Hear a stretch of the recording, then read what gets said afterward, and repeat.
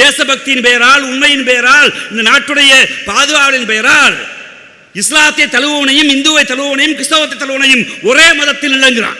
காலையில் ராமநாதபுரத்தில் பிறந்த ராஜீவ் காந்திக்கு கருவாடும் கம்மங்குழும் தான். ஆனால் அக்ரஹாரத்தில் பிறந்த என் ஐயருக்கு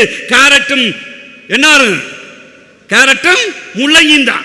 அவனை போய் கருவாடு என்று சாப்பிடு என்று சொன்னால் எவ்வளவு பயங்கரவாதமோ, என்னை போய் கேரட் சாப்பிடு என்று சொல்வதும் பயங்கரவாதம் தான். ஆனால் நாட்டில் ஒரே மதம் என்கிற பெயரில் எல்லார் பண்பாடுகளையும் தலைக்கிற சூழல் வருகிற போதுதான் மதச்சார்பின்மையை நாம் பேசுகிற நிலைக்கு வந்திருக்கிறோம். அப்படி என்றால் எது மதச்சார்பின்மை? எந்த மதத்தையும் சாராத அரசு இயங்க வேண்டும், எல்லா நம்பிக்கைகளும் அரசு கொடுக்க வேண்டும் என்கிற கேள்வியை சொல்கிறோம். வேற்றுமை ஒற்றுமை என்று இந்த நாட்டுடைய முதல் பிரதம அமைச்சர் ஜவஹர்லால் நேரு அவர்கள் ஏன் குறிப்பிட்டார்?